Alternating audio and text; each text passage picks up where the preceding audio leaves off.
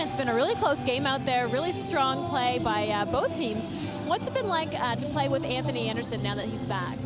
Amazing. He's covering up for a lot of mistakes that we've been making, and he's just easy to play with. We're both unselfish players, and he makes it easy for you to play with him. What about in the locker room? I mean, I knew AA for a while, so it's not like it's new, me knowing him. So we always had good chemistry. All right. Well, tell us about a little bit what's going on the court. It's a really close game. We just saw a player from Quebec thrown out. What's up out there? I mean, it's a very intense game. We're both fighting for playoffs or playoff positions, and you just got to control your emotions. I guess he might have lost a little bit of his control and hurt his team. All right. Well, good luck in the second half. Thanks so much. We'll go to commentary.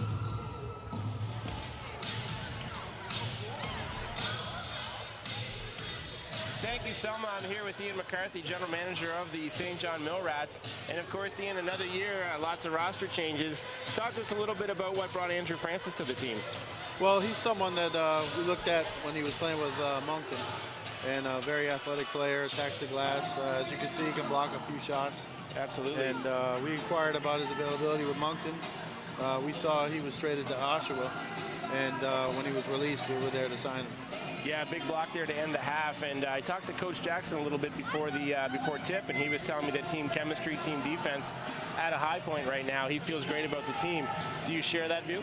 Yeah, I think the guys are bonding together. They go to the movies after practice together, and it's a really good spirit right now. Yeah, that seems to be something I noticed this year as opposed to last year. The team guys feeling each other out a little bit. The team does seem to be bonded a little bit more, and I think the entire unit and organization, certainly with your leadership, has come full circle now and seems to be really working together as a team. Yeah, well, we look for character guys, and some guys just don't fit the puzzle, and of course, we'd love to not have to make any changes, but you have injuries and you have some holes in your roster that you might have to fill. But we're feeling good as we're heading towards playoff time. Speaking of playoffs, one thing I'd like to get a little bit past the playoffs, to get the All-Star game coming up, and of course, you being one of the founding fathers of the league, how does it feel to have the All-Star all set and ready to go now? Well, it's exciting, and Halifax has done it before in other leagues, so they'll do a great job with the event. And it's after the season, after the playoffs, so it'll be a time to relax and have fun and enjoy. Kind of like the Pro Bowl style. Afterwards, get everyone rested and out there for the All-Star. They might need to go back to that in the NFL. That's right. Well, thanks for joining us, Ian. We're going to take a break right now. And Ian McCarthy, thanks so much for joining us. We're going to go to a bit of a break as we watch the Millies on the court. All right, thanks.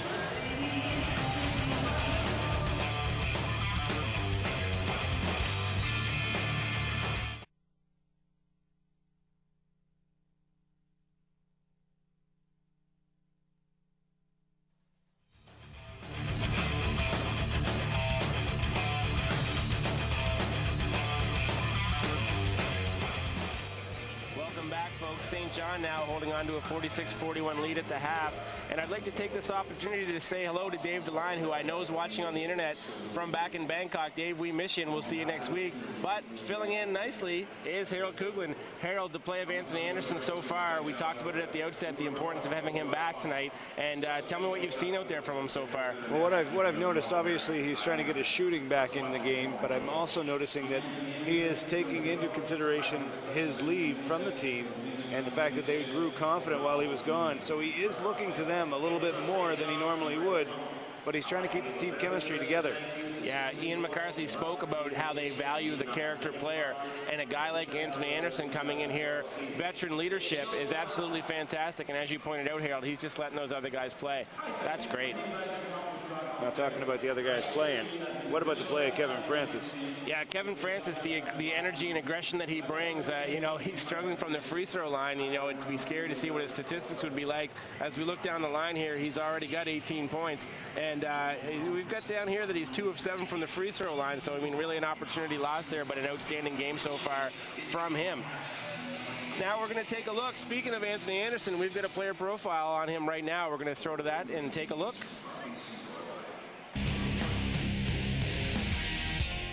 My name is Anthony Anderson, and I play the point guard and shooting guard. The person I would credit my basketball success to was my mom. When I was young, she played in high school and stuff, so when I was young, she would take me out to the park, and we would just shoot jumpers, endless hours. I lived right next to the park, so definitely my mother. This might be the first place I played at for more than 1 year in my pro career, it's big, because I'm a familiar face and I'm familiar with the community and the surroundings, so, it's easy. Yeah, basketball is definitely not an individual sport. It's great to have guys that, with the same skill set as you, and, you don't have to do everything. These guys are great. We all work hard, and it just makes things easier, One thing I would like to say to the fans is don't miss it.